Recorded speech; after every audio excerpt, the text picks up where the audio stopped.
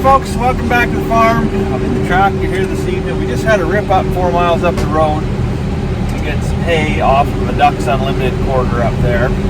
I wasn't sure how that whole thing was going to go because it sounded like a screw around. And anyways, I didn't want it to be a screw around, so I was like, I'll bring the truck and I'll bring the trailer. And the lady was like, well, how much do you want to load, a couple other people? And I was like, I just want my bales and I want to go home. Like, if you want to pay me, give me a bale for free or something. Like, I don't want to deal with cash changing hands or whatever. But anyways, got up there. Just shut down here. Got up there, and sure enough, it was every bit of a gong show, as much as you could possibly imagine. That fella from Ducks Unlimited come up with 2 ratchet straps and a scale. He had to pick the bale up, put his ratchet straps under the bale, set the bale down, then he tied the ratchet straps to the bale. Then he'd hook his scale to it, and then you bring the tractor bucket over, and then he'd chain his scale to the tractor bucket, and then you pick it up, and it's got to sit there, and the bale spins around or whatever. And I tried to get it through to him, like, hey, if the bale spins, like, just quickly grab it and just twist it back to where it's got to go, so it's straight on with the tractor when I go to set it down. That way, when I pick it back up again and I'm going to go load it onto a trailer, I don't have to back up and get a different angle and screw around, fiddle fart around. Anyways, couldn't figure that out. And he was just there with a set of ratchet straps and a scale and a clipboard. Clearly not a farmhand. But anyways, we got through it. I got 11 bales on the trailer, and I brought one home on the loader. They're light. They were advertised at 700 pounds. I'd say they're between 500 and 600 pounds. They're soft core bales, but they're extraordinarily light. Anyways, that's okay. There's four more hardcore bales up there that are about 1,200 pounds.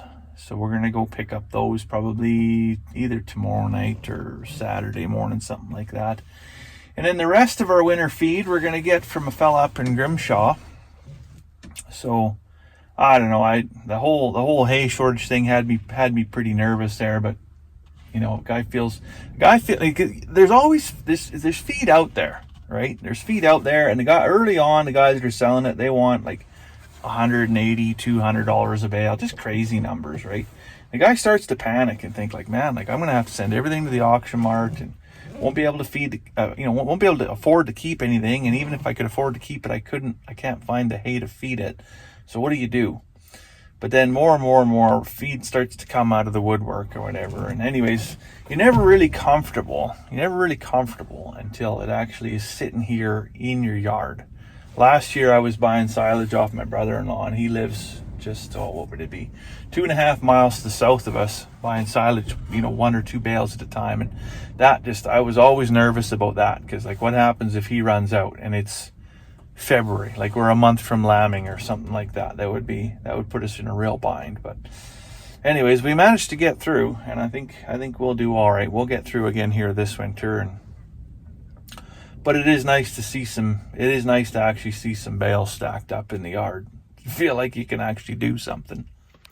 Anyways, my guts are telling me it's supper time, but that sun over there, it's dipping down over the house, is telling me it's I better unload some bales before I worry about supper. So I'm going to get to unloading here, and then, I don't know, the wife come home the other day with some a whole tray of hot cross buns.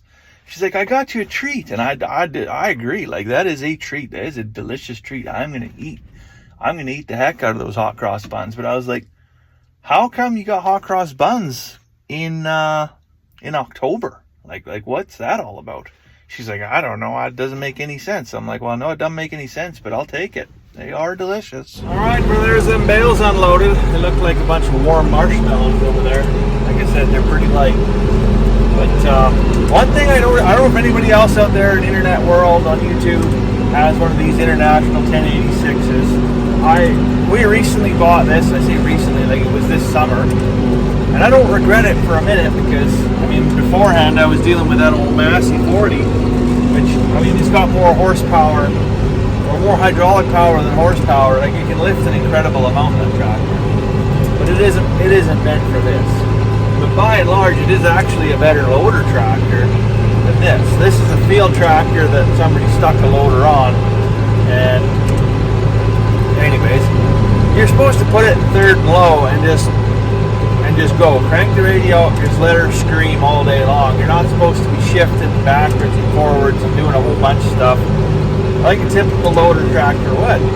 So on a winter's morning or whatever, you got to go out, you got to feed 1, 2, bales, whatever, not a big deal. But when you get a load in like that, or like when I was up north there and I was loading all them bales, boy, it sure is hard shifting, coming out of forward and going into reverse, man, just slamming and banging and like hanging up. And anyways, I'm not overly impressed with shifting on this tractor.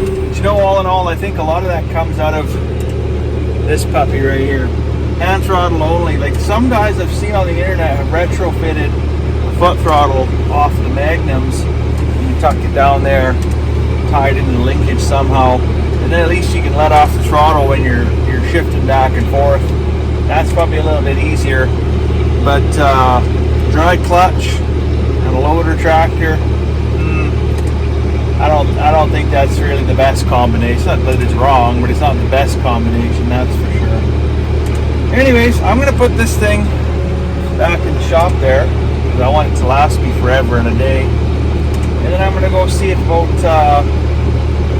something to fill the old tum-tums here because I'm running a vacuum here now. So I'll let you go for now. Hope you're having a fantastic evening. We'll see you tomorrow.